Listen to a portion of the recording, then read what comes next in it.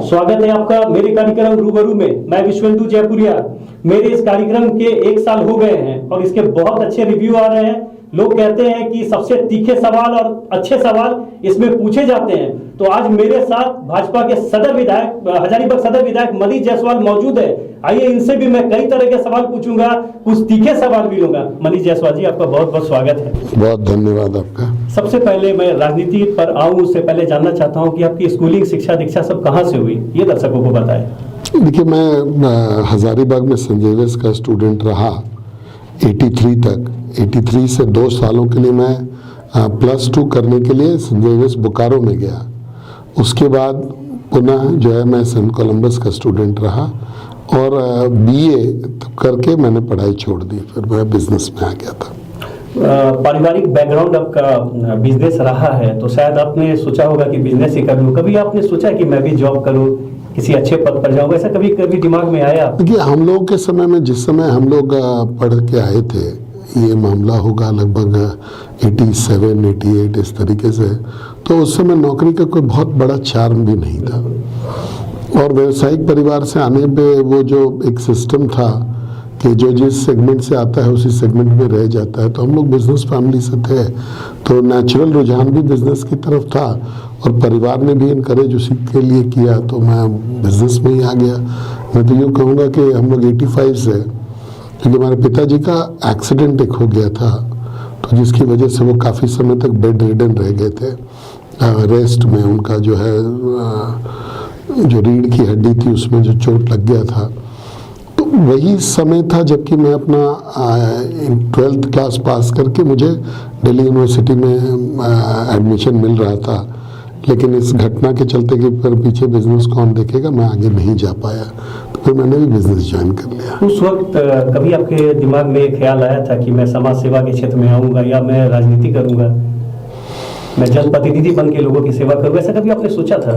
देखिए, ये जो समाज सेवा का जो सोच होता है ना, इसके बड़े डेफिनेशंस हैं। लेकिन हम लोग जिस तरीके से हैं कि हम आए हैं, पैदा हुए हैं, तो अपने परिवार के अलावे जो समाज में जो परेशान परिवार है उनका मदद करना हम लोग का एक लक्ष्य भी था। आज हमने अपने दादा से, अपने पिताजी से ये देखा भी था कि जब हम लोग प्योरली बिजनेस में थे, जब कोई राजनीति का कोई एंगल परिवार में नहीं था, उस समय भी हम लोग शादी के लिए, विवाह के लिए, कोई बीमार हो जाए या कोई घर बना रहा हो या अन्य चीज़ों के लिए जो हम लोगों से हो पाता था वो हमारे परिवार के लोग करते रहे थे। तो वो एक पारिवारिक संस्कृति थी जो कि हम लोगों ने भी सीखा। जैसे जो आप घर में देखते हैं वही चीज़ सीखते भी हैं, तो हमने भी यही चीज़ सीखा। और बेसिकली ये एक ध्येय है, एक लक्ष्य है जिसको कि अब हम लोगों ने जीवन का एक उद्देश्य भी बना लिया है। राजनीति में तो बाद में आए, और राजनीति और समाज सेवा 2 अलग अलग चीज़ें हैं। राजनीति में आप जब आते हैं और अगर आप कोई जनप्रतिनिधि बन जाते हैं तो आपका दायित्व बनता है, उस समय आप जन सेवक थोड़ा कम रहते हैं। आपका दायित्व बनता है कि आप आगे आएँ और समाज को आगे लेकर के जाएं। जिस क्षेत्र का प्रतिनिधित्व कर रहे हैं उसमें जो है आप उसको आगे लेकर के जाए, उसका डेवलपमेंट करें, ये लक्ष्य होता है। विधायक के तौर पर अगर मैं आपकी बात करूं तो मैं खुद भी बहुत एडमायर करता हूं कि आप बहुत सर्वसुलभ हैं। आप फोन पर भी अवेलेबल रहते हैं, लोगों की सेवा में भी तत्पर रहते हैं, कहीं भी किसी को जरूरत होती है। मैंने देखा है कि अगर आपके कंस्टिट्यूएंसी का नहीं भी है तो भी आप उसकी मदद करते हैं, ये आपका एक गुण है। तो मैं जानना चाहूंगा मनीष जायसवाल, लोगों की मदद के लिए इस तरीका से काम कैसे कर लेते हैं 24/7? देखिए, ये तो एक जुनून होने की बात है कि हम लोग बिजनेस बैकग्राउंड से आते हैं। तो बिजनेस में अगर आप देखिएगा तो आदमी चीज़ों को खरीदता है, चीज़ों को बेचता है, हर प्रकार के लोगों से वो अटैच्ड रहता है, उसका पाला पड़ता है। तो बिजनेस एक बढ़िया ट्रेनिंग ग्राउंड है किसी भी फोरम में आने के लिए। अगर आप व्यापार करके किसी भी फोरम में आ रहे हैं तो वो एक बढ़िया प्लेटफॉर्म मैं उसको मानता हूँ। तो वो मैं उस अनुभव के साथ राजनीति में आया। सबसे पहला काम जो हमने किया कि हमने एक बढ़िया, एक सुसज्जित ऑफिस, एक कार्यालय अपने क्षेत्र के लिए, के लोगों के लिए हमने बनवाया कि कोई भी व्यक्ति अगर आता है मेरे पास तो उसको एक बढ़िया बैठने का जगह हो, पीने को पानी मिल जाए और वो अपनी बात को अच्छे तरीके से रख सकता है। और हम लोग उसकी रिकॉर्डिंग जो है उसके जो रिकॉर्ड्स हैं वो हम लोग रख सकते हैं, फॉलो कर सकते हैं। तो ये हमने किया। आज ये ऑफिस जो है कितने हजारों लोगों का आश्रय स्थली बना हुआ है। मैं रहूं नहीं रहूं, लोग आते हैं और इस ऑफिस का लाभ उनको मिलता है। दूसरी चीज़ है कि मन से हम लोग चाहते हैं कि सुबह हमने जो अपना रूटीन बनाया हुआ है, मैं 9 बजे अपने ऑफिस में आता हूँ और 9 बजे से लेकर वापस जाने का कोई समय नहीं है। तो 9 बजे से लोगों को अटेंड करता हूँ, जब तक कि लोग मिल नहीं लें तब तक मैं उनको अटेंड करता हूँ। उसके बाद मैं क्षेत्र में जाता हूँ। तो जनप्रतिनिधि का पहला जो कर्तव्य है वो ये है कि आप सर्व सुलभ रहिए। अगर किसी को कोई आपसे काम है और वो आपको ढूंढ ही नहीं पाए या आप तक संपर्क ही नहीं पाए या आपका रेपुटेशन ऐसा बन गया कि ये मिलते नहीं हैं या कहाँ ढूंढे इनको, तो वो सबसे गलत बात है। तो मैंने अपने आप को इस बुराई से अलग रखा और मैं सुलभ हूँ। कोई भी व्यक्ति अगर हमसे मिलना चाहता है तो 9 बजे के आसपास में हमारे ऑफिस में आ जाए। फ़ोन से अगर बात करना चाहे तो फ़ोन पे तो मेरा जो नंबर है उस पर मैं उपलब्ध हूँ, लेकिन अगर वो ऑफिस आएगा तो मेरी मुलाकात उससे जरूर होगी। ऐसी क्या वजह है कि लोग आपके बिजनेस को लेकर भी टारगेट करते हैं विरोधी? कई बार होता है कि वो कहते हैं कि विधायक जी हैं, बिजनेस भी कर रहे हैं, जबकि आपका ये तो पुराना काम है, लेकिन लोग टारगेट करते हैं फिर भी। तो उस वक्त कितना बुरा लगता है आपको, इसको कैसे देखते हैं आप? देखिए, बिजनेस जो है ना, मैं एक बिजनेस बैकग्राउंड के फैमिली से हूँ, ये विदित है। और हमारे परिवार का जो कारोबार है वो पूरे देश में फैला हुआ है। एक जो मेरे विरोधी हैं उनको एक बात का ज्ञान शायद नहीं है अभी कि और जो विधायक होते हैं ना, जब वो विधायक बनते हैं तो उनका कारोबार बढ़ जाता है। मेरा व्यक्तिगत रूप से मैं जितने भी काम बिजनेस को मामले में करता था वो आज धीरे धीरे करके जो है वो कम होता चला जा रहा है। मेरे परिवार के जितने सदस्य हैं, मेरे भाई, मेरी पत्नी, ये मेरा बेटा, ये लोग व्यापार में डायरेक्टली हैं। ये लोग कहीं भी से भी राजनीति में नहीं हैं। ये लोग अपने बिजनेस को करते हैं, लेकिन मैं भी एक एक्टिव बिजनेसमैन था। और आज के दिन में जो काम मेरे जिम्मे में था वो काम धीरे धीरे करके या तो बंद हो गया है या उसका दार जो है वो कम हो गया है। अब मैं बिजनेस में सपोज के समझिए तो दिन भर में 10 मिनट भी समय अपने बिजनेस के लिए नहीं देता हूँ। उसके 2 कारण, एक तो समय नहीं है, दूसरा टेम्परामेंट जो होता है ना, व्यापार करने के लिए एक टेम्परामेंट की जरूरत पड़ती है। वो टेम्परामेंट भी अब मेरे अंदर नहीं रह गया कि मैं व्यापार करूँ। तो जब तक मैं एक्टिव पॉलिटिक्स में हूँ तब तक मैं बिल्कुल एकदम पॉलिटिशियन हूँ। अपने क्षेत्र का विकास और जन सेवा, यही 2 काम में लगा हूँ और लगा भी रहूँगा। अभी बानादाग विवाद भी हुआ साइडिंग को लेके, उसमें आपके नाम को उछाला गया, काफी आंदोलन भी हुए, उसके बारे में मैं जानना चाहूँगा आपसे, क्योंकि आपके बेटे को भी उसमें टारगेट किया गया। देखिए, बानादाग में जो लोग टारगेट कर रहे हैं, पहले हर चीज़ में ना उद्देश्य को देखना चाहिए कि जो लोग कर रहे हैं उनका क्या उद्देश्य रहा है। आपने अच्छा प्रश्न किया है लोगों के बीच में। मैं पहले भी प्रेस वाले ने कुछ लोगों ने जानना चाहा तो मैंने बताया था। बानादाग की उत्पत्ति कैसे हुई, सबसे पहले ये समझना चाहिए। 2004 में एनटीपीसी को ये कोल माइन अलॉट किया गया। उस समय बीजेपी की सरकार नहीं थी, केंद्र में कांग्रेस की सरकार थी और हजारीबाग में कांग्रेस के विधायक थे। उस समय इसका पैदाइश हुआ, इस माइंस का। 2009-10 में ये साइडिंग क्रिएट हुआ। उस समय भी कांग्रेस की सरकार थी केंद्र में और यहाँ पर कांग्रेस के विधायक थे। धीरे धीरे 2004 से लेकर के धीरे धीरे करके लैंड एक्विजिशन और अदर चीज़ें जो हुई, उसके बाद 2014 में जब हम लोग आए तो उस समय में ये कंपनीज जो है माइनिंग के लिए तैयार थी और अगले 2 साल में इन्होंने माइनिंग किया। तो अब जब माइंस का सृजन किया गया था, जब कायदा कानून बने थे, उस समय कांग्रेस वालों को ये चाहिए था कि जो आज वो मांग कर रहे हैं कि प्रति घर 5,000 रुपया मिलना चाहिए या जो भी मांग है उनका, उनके सरकार को उस समय अकोमोडेट करना चाहिए था। तो ये बानादाग का जो क्रिएशन है वो हम लोगों का नहीं है। और दुनिया में सभी लोग जानते हैं, आपको भी ये जानकारी होगी कि जहाँ भी माइंस आएगा, माइंस के साथ प्रगति भी आती है, पोल्यूशन भी आता है। यहाँ कोई बानादाग कोई नया नहीं है। जहाँ कोयला का माइनिंग होगा वहाँ उस क्षेत्र में कालिक जो है वो, मतलब आप देखेंगे तो काला प्रदूषण होगा। जहाँ आयरन ओर का होगा वहाँ लाल होगा, जहाँ बॉक्साइट का होगा वहाँ लाल होगा। लेकिन आपको ये देखने का जरूरत रहेगा कि हम लोगों को जो मिला, मैंने इसको नहीं सैंक्शन करवाया, ना तो मेरे टर्म में सैंक्शन हुआ है, ना तो साइडिंग बना है मेरे समय में, ना तो बानादा का ये जो आपका जो माइंस जो आया है बड़कागांव में, ये कांग्रेस की उत्पत्ति है और हमारे पहले है। अब अगर कांग्रेसियों को लगता था कि यहाँ प्रदूषण नहीं करना है तो उनको इसको सैंक्शन नहीं करना चाहिए था, या अगर उन्होंने सैंक्शन किया तो उसको ये देखना चाहिए कि आज हम लोगों ने क्या क्या काम किया है। मैं इसको तीन परिवेश में देखता हूँ। एक तो सामाजिक परिवेश है, दूसरा इसका जो है पोल्यूशन एंगल है, और तीसरा जो एंगल है वो रोजगार से जनित है। अभी आप समाज सेवा के क्षेत्र में अगर आप देखेंगे सामाजिक कार्यों के हिसाब से, तो आज से 10 साल पहले कुसुम्भा जो गांव है ये नॉन इलेक्ट्रिफाइड विलेज था, और शायद हजारीबाग जिले का सबसे पिछड़ा गांव होने का सौभाग्य उसको प्राप्त होगा। और अगर हम लोग कहेंगे कि पिछले 10 साल में किसी एक पंचायत में अगर सबसे ज्यादा राशि खर्च की गई हो सरकार के द्वारा, तो वो शायद कुसुम्भा ही होगा। कुसुम्भा का जो रोड बन गया है, कुसुम्भा में स्ट्रीट लाइट है, कुसुम्भा में देखिएगा कि सामाजिक परिवर्तन के तौर पे तालाबों का गहरीकरण हुआ है, अन्य डेवलपमेंट के जो काम हैं वो हुए हैं।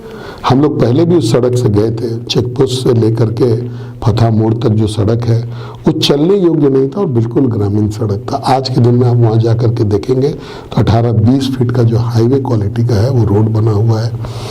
तो ये वहाँ का जो है उत्थान है।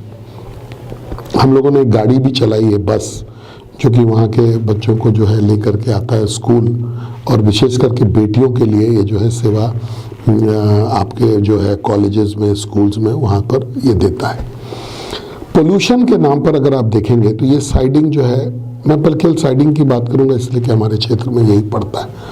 पूरे साइडिंग में बाउंड्री वॉल है, और इस बाउंड्री वॉल के ऊपर में एक 20 फीट का ग्रीन कैनोपी लगा हुआ है ताकि जो डस्ट है उसको वो सेपरेट कर सके।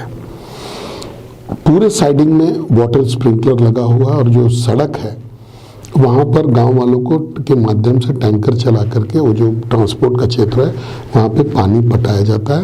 मैं पीरियडिकली उसका वीडियो भी देखता रहता हूँ। ये भी सच है कि कुछ गांव वाले लोगों ने लिया है टैंकर, और जैसे उनको अगर 5 ट्रिप चलाना चाहिए तो वो 5 ट्रिप नहीं चला करके कुछ कम चलाते हैं, जिससे कि कुछ प्रदूषण है वहाँ पे। इसके बाद आप देखेंगे कि जितनी भी ट्रक्स आती हैं माइन से वो सब कवर्ड है, और जितना भी रेक जाता है यहाँ से सब पर कवरिंग लगा हुआ होता है। मैं आपको प्रमाण दे सकता हूँ इसका। आप जीटी रोड में भी देखते होंगे कि आप NH-33 पे देखते होंगे कि ट्रक जा रहा है, कोई भी CCL से जो कोयला निकलता है वो कभी भी ढका हुआ नहीं होता है, लेकिन इस माइन से जो कोयलेरी से जो कोयला निकलता है वो ढका हुआ होता है। अभी एक गांव को, बानादा को, हम लोगों ने के 255 किसानों को लगभग 15 लाख कुछ रुपया जो है क्रॉप कॉम्पनसेशन के भी अवार्ड हम लोगों ने करवाया है। अन्य गांव का जो मामला है वो चल रहा है। तो पोल्यूशन को लेकर के हमने ये काम किया। तीसरा, रोजगार को लेकर के अगर हमने भी एक ये भी दिया था जिला प्रशासन को कि लगभग डायरेक्टली और इनडायरेक्टली 500 लोगों को वहाँ से रोजगार है। अब ये तुलना अगर आप चरही से करें या किसी भी अन्य साइडिंग से करें पूरे हिंदुस्तान में, मैं गारंटी के साथ कह सकता हूँ कि आप इसका 10% भी एम्प्लॉयमेंट कहीं और पे नहीं है। और जितने लोग एम्प्लॉयड हैं उसमें से 90% लोग लोकल हैं, 98.5% लोग इसी राज्य के हैं, 1.5% लोग जो है अन्य राज्यों के हैं, और 90% लोग जो हैं आपके इसी जिला के हैं। सभी को मिनिमम वेजेस मिलता है, सभी को चेक से पेमेंट मिलता है, सभी का PF कटता है, सभी का ESI का पेमेंट होता है। ये हमारी उपलब्धि रही है। अब अगर इसके बाद हमने जो मांग आया इनका कि 5,000 रुपया प्रति घर मिलना चाहिए, पर घर में नौकरी मिलना चाहिए, आपको जो है बिजली फ्री होनी चाहिए, और हर घर में वृद्धावस्था पेंशन मिलना चाहिए, मैंने इस मांग का विरोध नहीं किया, लेकिन हमको ऐसा लगता है कि इस मांग में सीरियसनेस कम है, लोगों को ठगने का मत ज़्यादा है। इसलिए कि अगर NTPC अगर ये सब चीज़ें यहाँ देगी तो NTPC के जितने भी प्रोजेक्ट्स चल रहे हैं उन सभी में इनका भुगतान करना पड़ेगा। तो ये डिमांड जो है, मैंने कभी इसका विरोध तो किया नहीं कि आप मत दीजिए। हमको एक जगह पर ये मिला था मेरे पीरियड में, हमने उसमें इन तीनों एंगल में जो मैक्सिमम मैं कर सकता था मैंने किया। आप अगर इसके ऊपर, आपका सरकार है आज के दिन में राज्य में, आप अगर इससे ऊपर कुछ कर सकते हैं तो मुझे बड़ी खुशी होगी कि लोग के लिए होगा।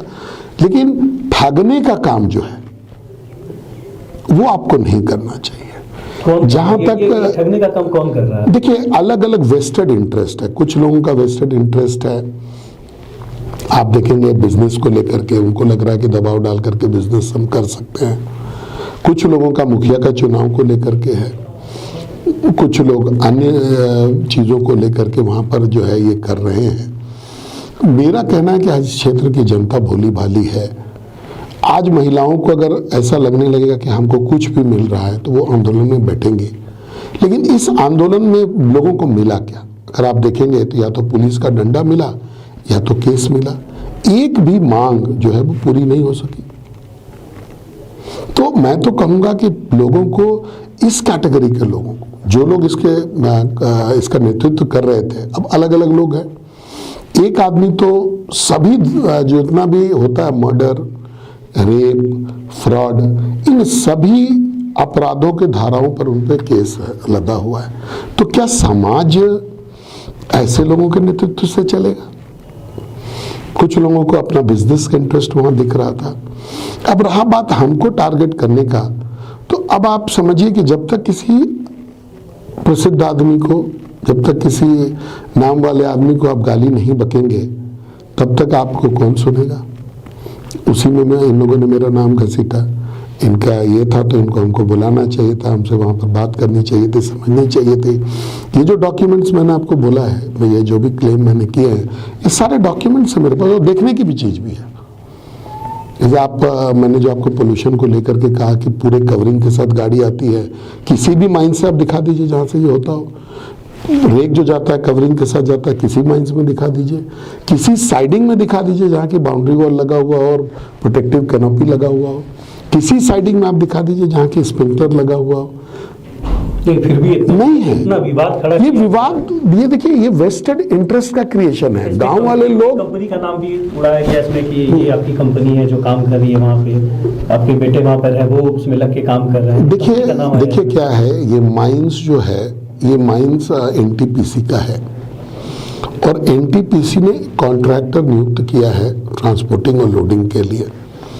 हमारे परिवार में हम लोग बहुत दिनों से रेक लोडिंग का काम करते थे। पहले बरबिल में हम लोगों ने किया, जोड़ा में आयरन ओर का, और आज हमारा एक साइडिंग है, राजग्राम बोल के एक जगह है पश्चिम बंगाल में, जहाँ की हम लोग ये पत्थर, हमारे परिवार के लोगों का बिजनेस है, जहाँ ये पत्थर रेक पे लोड करते हैं। ये साइडिंग हमारे परिवार ओन करता है, हमारी ज़मीन पे ही है। उस अनुभव के तहत यहाँ पर भी जो रोडिंग का काम है, केवल लोडिंग का, मतलब जो कोयला वहाँ गिरा रहता है उसको उठा करके रेक में डालने का काम जो है हमारे बेटे का जो फर्म है वो करता है।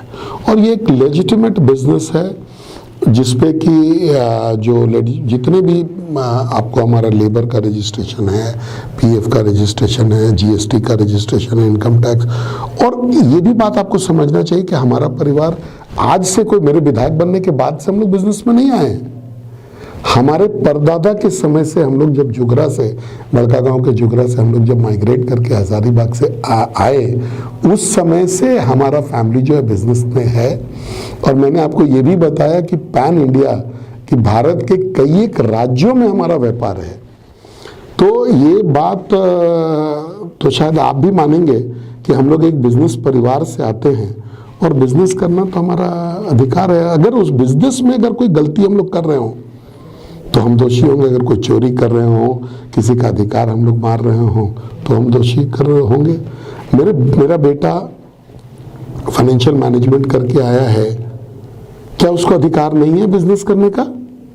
अगर उसका बाप एमएलए है तो क्या उसको भूखे मरना चाहिए? मैं आपसे प्रश्न करना चाहूंगा कि क्या उसको अधिकार नहीं है बिजनेस करने का?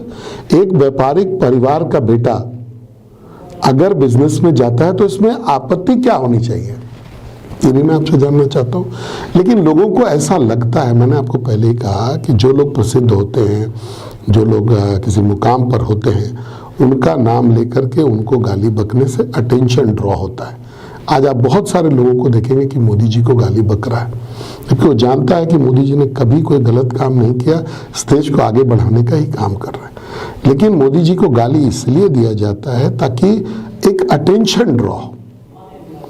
अगर वो कोई मंगरा को गाली बकेगा तो शायद अटेंशन ड्रॉ नहीं होगा। तो इस केस में मेरा नाम का इस्तेमाल करना, तो मैं तो इसी तरीके से मानता हूँ।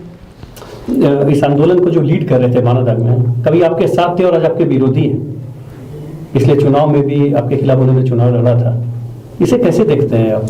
देखिए, चुनाव लड़ने का तो बहुत ही सिंपल है, क्योंकि इसकी चर्चा हमेशा शहर में होती है कि कभी वो साथ थे आपके और अब खिलाफ हो गए। देखिए, मेरे साथ और मेरे खिलाफ का बात ऐसा है कि वो हमारे छोटे भाई के मित्र थे और हम लोग के साथ बहुत दिन तक रहे, लेकिन उनको महत्वाकांक्षा जगी तो वो अब राजनीति में है, उससे हम लोगों को कोई लेना देना। हमारा अपना काम है, हमारा अपना राजनीति है, उनका अपना सोच है, उनकी अपनी राजनीति है वो।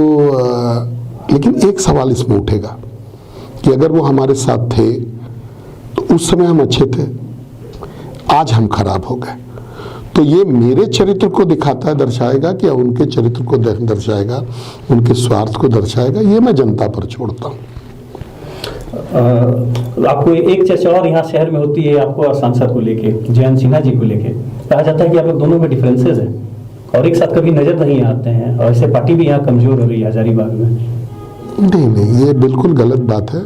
हम लोग एक ही दल के सांसद हैं, अपना अपना लिमिटेशंस है, वो उनके अपने कार्यक्रम होते हैं और मेरे अपने कार्यक्रम हैं, तो उसको लेकर के आप अक्सर बहुत सारे पार्टी फोरम पर हम लोगों को साथ साथ देखिएगा, और ऐसा एज सच अगर देखा जाए तो कोई डिफरेंस हम लोगों के बीच में नहीं है। अब आप लोग कोई डिफरेंस करवा दीजिए ये बोल करके, वो अलग बात है, लेकिन हम लोगों में कोई डिफरेंस नहीं है।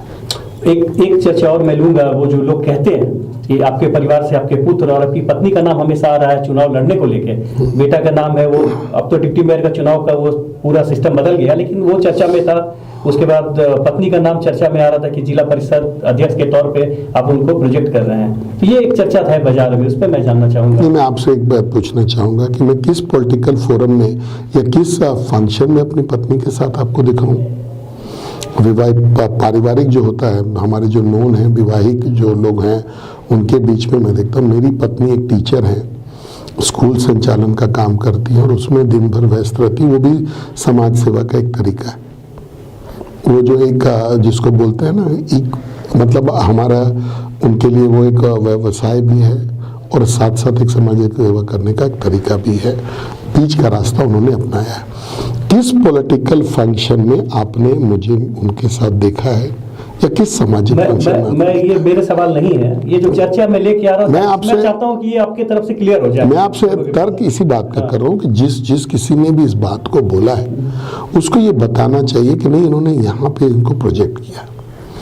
अब रहा मेरे बेटे की बात, तो मेरा बेटा एक स्वतंत्र आइडेंटिटी का, आज वो 30 साल का नौजवान है, उसके अपने प्रेफरेंसेस होंगे। मैं उसको कभी भी राजनीति में ड्रैग करके लाने वाला नहीं। अगर वो स्वयं राजनीति में आना चाहेगा तो उसको जीरो से जो सीढ़ी होगा ना, वो चढ़ करके राजनीति में आना पड़ेगा। वो मनीष जायसवाल का बेटा है, इसलिए उसको कुछ माइलेज मिल जाएगा या कोई एडवांटेज हो जाएगा, ये कम से कम हम नहीं करेंगे। उसको अगर राजनीति में आना होगा तो एक सिंपल, वो जिस दल को ज्वाइन करना चाहे, जिस राजनीतिक पार्टी को ज्वाइन करना चाहे वो ज्वाइन करेगा। उसके बाद वो अपने धीरे धीरे करके अपना जो जैसे लोग ऊपर आते हैं वो आएगा। मनीष जायसवाल के बेटा होने का उसको कोई लाभ नहीं मिलेगा, ये मैं आपको इंश्योर कर सकता हूँ। साथ ही साथ उसके जीवन का प्रेडिक्शन मैं आपको अभी से ये बोल करके देना नहीं चाहता कि नहीं मेरा बेटा कभी पॉलिटिक्स में नहीं आएगा। अगर आप मुझसे पूछेंगे कि क्या आप अपने बेटे को पॉलिटिक्स में भेजना चाहते हैं, तो मैं आपको जवाब जरूर देना चाहूँगा कि मैं अपने बेटे को राजनीति में नहीं भेजना चाहता। लेकिन अगर उसकी इच्छा होगी तो वो अगर जाएगा, तो जैसे मेरे पिताजी ने मुझे नहीं रोका था, ये जब मैं राजनीति में आया था, तो अब मैं कह सकता हूँ कि मेरे पिताजी ने मुझे राजनीति में नहीं बढ़ाया था। मैंने उनसे आग्रह किया था कि मेरा इंटरेस्ट है, मैं राजनीति में जाना चाहता हूँ, तो उन्होंने मुझे डिस्करेज भी नहीं किया, इनकरेज भी नहीं किया। और उसके बाद जो है वो इतिहास है, आपके सामने है। मैंने नगर निगम का चुनाव जो है डिप्टी मेयर के तौर पे लड़ा और उसके बाद विधानसभा का चुनाव मैंने मांडू से लड़ा, आपके फिर हजारीबाग से 2 बार से मैं लड़ रहा हूँ। तो ये मेरा इतिहास है।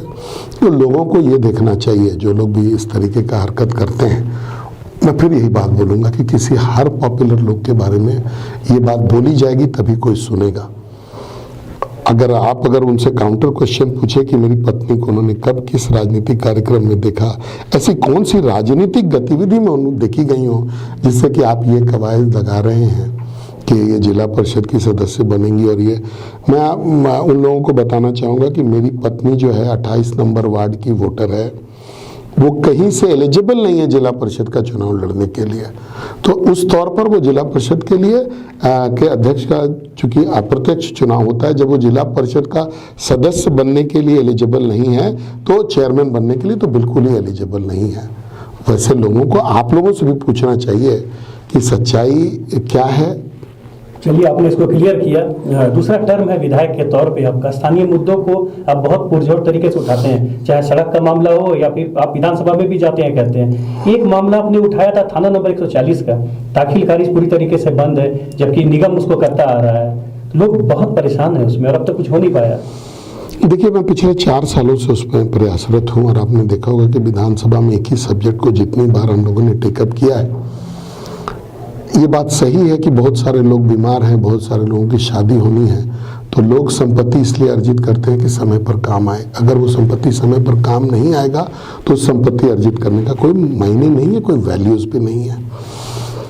मैंने पूरा प्रयास किया है, आपने मेरा अगर वीडियो देखा होगा तो हर फोरम पर मैंने प्रयास किया है। वहाँ टेक्निकल पेज कहाँ है ये आप समझें कि जब जमींदारी वेस्ट हुआ तो उस समय में ये जो नगर निगम का जो जमींदारी था इस थाना नंबर 140 पे, ये भी खत्म हो जाना चाहिए था।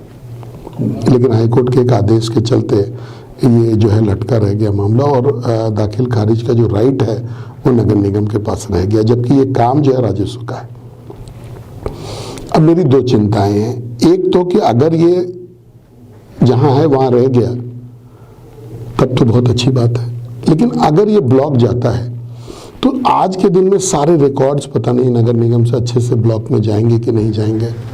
और अगर वहाँ पर डिजिटल करके रिकॉर्ड को नहीं भेजा जाता है तो रिकॉर्ड ट्रांसफ़र में इधर उधर हो जाएगा, भुला जाएगा और उन सब रिकॉर्ड्स का फिर कोई ट्रेस मिलना मुश्किल है और लोग अननेसेसरी परेशान होंगे। लेकिन सरकार चाहती तो बीच का रास्ता निकाल सकती थी कि जब तक कोई अल्टरनेटिव रेमेडी इसमें नहीं मिल जाता है, जब तक हम जो चाह रहे हैं वो नहीं हो जाए, तब तक कम से कम काम नहीं रुकता। जैसे 2012 के पहले ये जो चल रहा था, बाद में भी ये चलता रहता तो अच्छा था। एक जरूरी सवाल मैं आपसे लूंगा, क्योंकि आप कितने भी व्यस्त रहे फोन आप जरूर उठाते हैं, लेकिन अधिकारी जो यहाँ पोस्टेड है, कोई भी अधिकारी, अगर टॉप से बात करूँ मैं नीचे बॉटम तक, तो कोई भी अधिकारी फोन नहीं उठाते हैं। तो ये कितना दुखद है, क्योंकि आम आदमी को जब भी जरूरत होता है, जैसे पत्रकार के तौर पे अगर मैं भी रिंग करता हूँ तो वो फोन नहीं उठाते हैं। तो ये कम्युनिकेशन गैप, अधिकारी हो क्या फोन नहीं उठा रहे हैं किसी का भी, तो ये कैसे देखते हैं आप इसको? देखिए, अभी हमने कल यहाँ मुफस्सिल थाना के थानेदार को कल 2 बार फ़ोन लगाया, तो दोनों बार उन्होंने फ़ोन नहीं उठाया। मैं उनकी व्यवस्था समझ सकता हूँ कि शायद बिजी होंगे, लेकिन कल पूरा दिन बीत गया, उनका फ़ोन नहीं आया। आज भी दूसरा दिन है, उनका फ़ोन नहीं आया। आज में हमने समझा कि भाई इनको लगता है कि हम लोगों से कोई वास्ता नहीं है, जनप्रतिनिधि से कोई वास्ता नहीं रखना चाहते। हमने भी उनका फ़ोन ब्लॉक कर दिया। लेकिन अगर कोई मुद्दा होगा तो हम लोगों को उनसे भिड़ना ही पड़ेगा। मेरा ये मानना है कि जब तक प्रशासन, सरकार संवेदनशील नहीं होगी तब तक प्रशासन जो है कभी भी चुस्त नहीं होगा। आपने पिछला भाजपा का 5 साल का शासनकाल देखा, यही अब अपराधी जो है थर थर, ये जो अधिकारी हैं, गलती से मेरे मुंह से अपराधी निकल गया, क्षमा करेंगे, ये जो अधिकारी हैं ये अपने काम के प्रति जो है ईमानदार रहते थे, कोशिश करते थे कि समय से काम जो है वो निकल जाए। और आपने देखा होगा कि जन संवाद जो था, मुख्यमंत्री जन संवाद, उसमें बहुत सारे गरीबों का काम भी हुआ। अब ये सरकार स्वयं ढीली है, तो नीचे जो पदाधिकारी हैं उनसे आप क्या उम्मीद कर सकते हैं? प्लस जो चर्चा में है कि आप जानते हैं कि आज के दिन में पदस्थापना कैसे होता है, तो अगर जो पदस्थापना उस प्रकार से होगा, जो बात हम लोग सुनते हैं, अगर उसमें सच्चाई है तो कोई भी व्यक्ति क्यों डरेगा किसी से? और अगर डरेगा नहीं तो जो अभी चीज़ें हो रही हैं वो कोई आश्चर्यजनक चीज़ नहीं है। भाई अच्छे पदाधिकारी वो होते हैं जो लोग फ्रंट से आगे से लीड करते हैं। ये जनता के द्वारा चुनी गई सरकार है, तो जनता को अपनी गलतियों का, तो हर आदमी को अपनी गलती का भुगतना पड़ता है।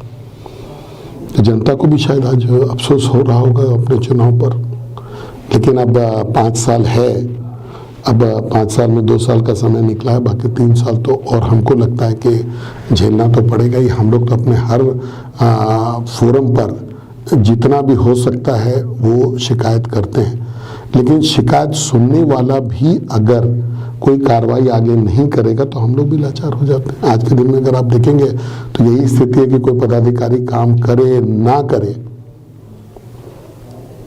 2018 से पंचायत सचिव का लटका हुआ है, वो रिजल्ट ही फाइनल नहीं निकल रहा और मामला हाईकोर्ट में है। कितने सारे मामले हैं, पंचायत सचिव का ही मैटर आप छोड़ दीजिए, आज जो बहाली के नाम पर जो हो रहा है, जेपीएससी का जो घोटाला है, अभी आपको जो इन्होंने जो स्थानीय नीति जो घोषित की रखी है, नियोजन नीति, उसको देखेंगे तो सभी आज जो इन्होंने भाषा पर जो किया है, आज हिंदी और अंग्रेजी की अनिवार्यता को समाप्त कर दिया है, उर्दू को उसमें बल्कि जोड़ दिया गया है। विधानसभा में नमाज कक्ष का बनाया जाना, तो ये सब केवल वोट की राजनीति हो रही है।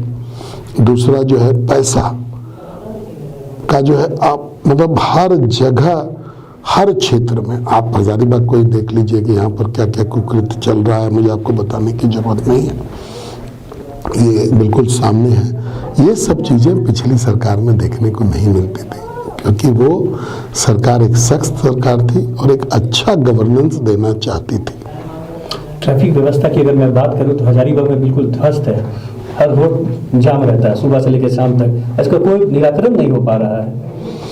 देखिए, इसमें मैं 2 बात आपसे कहना चाहूँगा। ये बात बिल्कुल सही है कि हजारीबाग में ट्रैफिक की व्यवस्था जो है वो बहुत चरमराई हुई है, लेकिन अगर आप इसमें प्रिंसिपल रूप से देखेंगे तो हम लोग दोषी हैं, हजारीबाग के लोग दोषी हैं।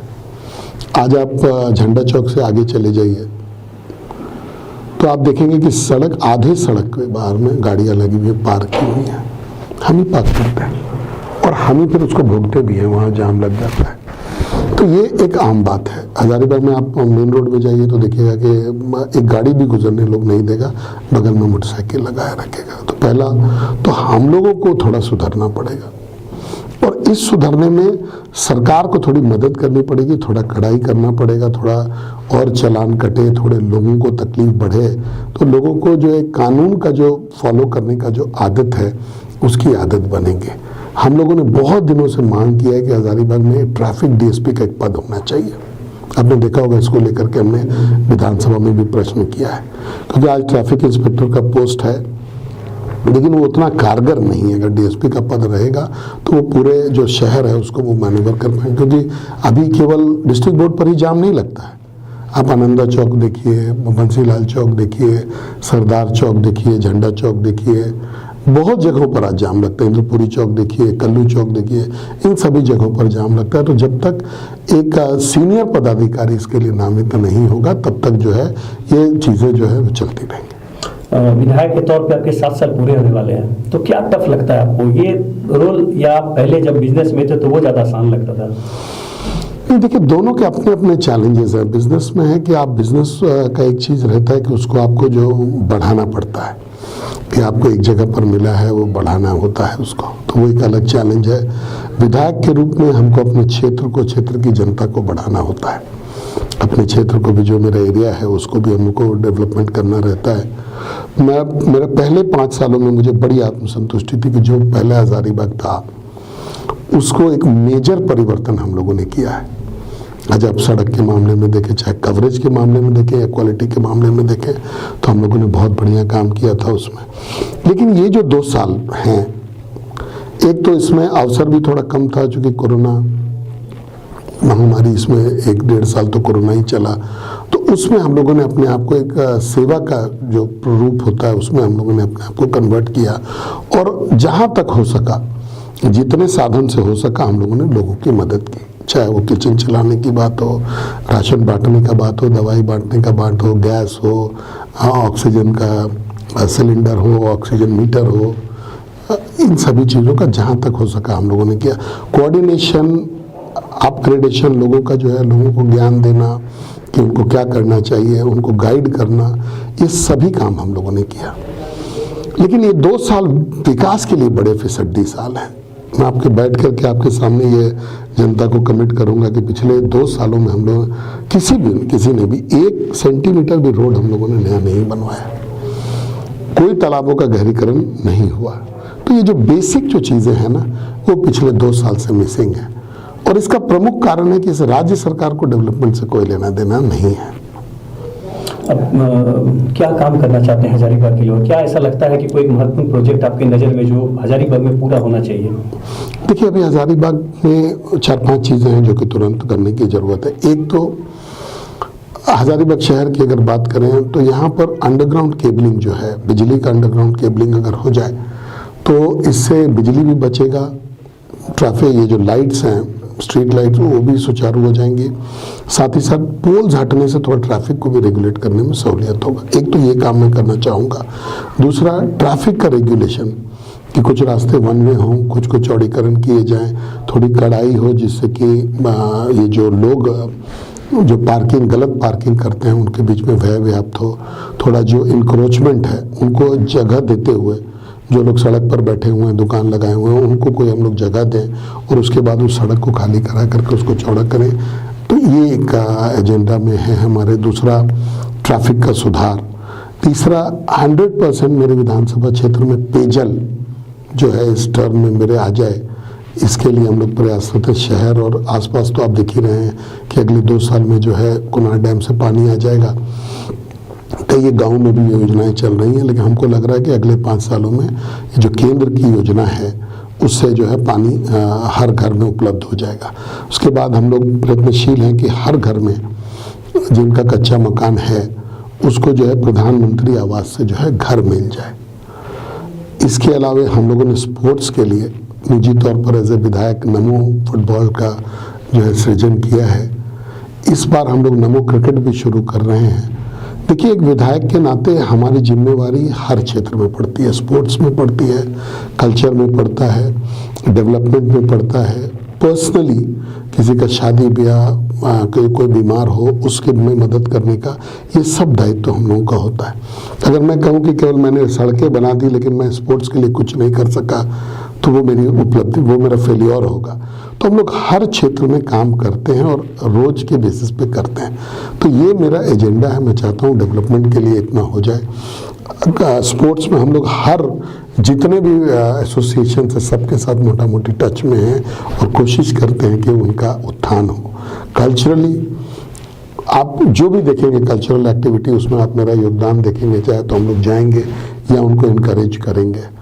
हमारे पास बीमार कोई भी आता है तो उसको दवाई में या जो भी हमसे बन पड़ता है, या तो सरकारी सुविधा से या मेरे व्यक्तिगत संपर्क से या तो कोई आर्थिक लाभ दे करके हम लोग डेली, आप अगर मेरे ऑफिस में आएंगे तो 2-4 लोग आप जरूर पाएंगे जिनको कि हम लोग ये के माध्यम से मदद करते हैं, मेडिकल रीजन से मदद करते हैं। आज हम लोगों ने शादी के लिए एक योजना की शुरुआत की है अपने विधायक होने के नाते, कि हम लोग अपनी जितनी भी गरीब बहनें हैं हमारी इस क्षेत्र की, उन सभी को हम लहंगा मुफ्त में उपलब्ध कराते हैं। अब यूँ कहिए तो इस भाई की तरफ से अपनी गरीब बहनों को ये लहंगा भेंट है। आप परिकल्पना इस तरीके से कर सकते हैं कि जब एक गरीब का शादी होता है तो उसके मन में रहता है कि हम भी दुल्हन बने, हम भी तैयार हों, हम भी अच्छे दिखें। तो उसके मन में जो वो देखती है अपने गांव में जो संपन्न लोगों के यहाँ लहंगा पहने हुए या अन्य चीज़, तो उसको भी लगता होगा कि हमारे दिल का अरमान भी पूरा हो। तो मुझे, जब मैं अपनी गरीब बहनों को लहंगा पहने हुए देखता हूँ तो मुझे बड़ी खुशी हो रही है कि मैं उसके अरमानों को साकार करने में मेरा एक भूमिका है, मेरा एक योगदान है। तो हम लोगों ने व्यापक रूप से इस योजना को चलाया और मैं क्षेत्र नहीं देखता कि हजारीबाग विधानसभा क्षेत्र ये मेरा क्षेत्र नहीं है। जहाँ से भी लोग आएंगे, जहाँ से भी आएंगे, चाहे वो कोडरमा लोकसभा का मामला हो, हजारीबाग लोकसभा का मामला हो, जहाँ से भी लोग आएंगे, किसी भी विधानसभा के लोग आएंगे, तो मैं उनके लिए आगे जरूर जाता हूँ। लेकिन स्वास्थ्य सुविधाएं तो चरमरा गई है। HMCH का जो हाल है वो हर दिन कुछ ना कुछ गलत खबर वहाँ से निकल रही है, लोग बेहाल हैं। देखिए, इस पे जो है मेरा योगदान, उस पे हम लोग, आपने देखा होगा कि हम लोगों ने कहाँ से कहाँ उस सदर अस्पताल को ले गए थे। HMCH बना तो बड़ा अरमान था कि ये आगे जाएगा, लेकिन इसकी जो व्यवस्था है प्रतिदिन गिर रही है, बढ़ नहीं रही है। अभी आप देखे होंगे कि 2 दिन पहले भी हम लोग मिल के आए हैं वहाँ पर, और जो व्यापक जो इंटरेस्ट की बात है वो हम लोगों ने किया है यहाँ। लेकिन फिर वही बात है कि सरकार जब सुस्त होगा तो जो पूरा सरकारी तंत्र है वो सुस्त होगा, उसमें अस्पताल भी एक है। तो हम लोग तो अपने साइड से मुस्तैद हैं और हर लड़ाई में आगे से लीड करते हैं, चाहे वो अगर कोई भी कमजोरी रहे अस्पताल में तो उसको हम लोग जरूर उठाते हैं। आप जानते हैं कि सदर अस्पताल को लेकर के मेरा एक विशेष प्रतिनिधि है जो कि कार्यरत है, और वो बहुत लंबे समय से है, और समय भी अस्पताल में हम लोग देने का काम करते हैं। लेकिन जहाँ पर सरकारी व्यवस्था लचर हो जाए उसमें फिर हम लोगों को आंदोलन का रुख ही लेना पड़ता है, जो कि हम लोग हैं अभी आंदोलनरत हैं। एक अंतिम सवाल लूंगा कि मनीष जायसवाल को इतनी ऊर्जा कहाँ से मिल रही है कि सुबह आप लोगों से अपने कार्यालय में मिलते हैं, उसके बाद देर रात तक मैं आपको शादियों में देखता हूँ, शहर ही नहीं शहर के आसपास दूरस्थ इलाके में भी आप पहुँच जाते हैं, ये कैसे हो पाता है? देखिए, ये मेरा अपना शहर है, मैं यहीं का रहने वाला हूँ, यहीं पैदा हुआ हूँ और यहीं पर मरने वाला भी हूँ, और आप ही लोग इस शहर के जितने लोग हैं उन्हीं के बीच का हूँ। तो जब कोई भी निमंत्रण हमको मिलता है या कोई भी व्यक्ति मेरे पास आता है या कोई भी फ़ोन करता है तो हमको लगता है कि मेरा अपने शहर का आदमी, मेरा एक अपना आदमी हमको फ़ोन कर रहा है, और हम पूरा प्रयास करते हैं कि उसका काम हो। कोई भी कार्ड मेरे पास आए, जब तक कि कोई 2 प्रोग्राम आपस में लड़ नहीं जाए, 2 प्रोग्राम समानांतर नहीं हो जाए, तब तक मैं कोई भी प्रोग्राम को मिस नहीं करता। और मैं आपको ये भी बताऊँ कि जो टाइम हम लोग देते हैं वो 99% हमने कोशिश किया है, चाहे किसी को उद्घाटन का टाइम दिया हमने या किसी के यहाँ जाने का समय दिया, तो वो मेरा जल्दी वो कार्यक्रम मेरा कैंसिल नहीं होता है। अभी तक का मेरा उपलब्धि है कि हमने 99% से ज़्यादा जो समय हमने दिया है लोगों को, तो वो मैं पूरा करता हूँ। तो मनीष जायसवाल आज के दिन में बिजनेसमैन का नाम नहीं है, हम अपने क्षेत्र में सेवा के लिए हैं, डेवलपमेंट के लिए हैं, और ये भी हमको फर्क नहीं पड़ता है कि हम विधायक हैं कि नहीं है। अब लक्ष्य हमारा जो है वो सेवा है, और उसमें अब लाइफ लॉन्ग हम उसमें लगे रहेंगे। आप ऐसे ही ऊर्जावान बने रहें, लाइफ लॉन्ग लगे रहें। आपने हमारे लिए समय निकाला, उसके लिए बहुत बहुत धन्यवाद। तो ये थे मनीष जायसवाल, इन्होंने बहुत बेबाकी से सारे सवालों के जवाब दिए। फिर मिलता हूँ किसी नए अतिथि के साथ। धन्यवाद।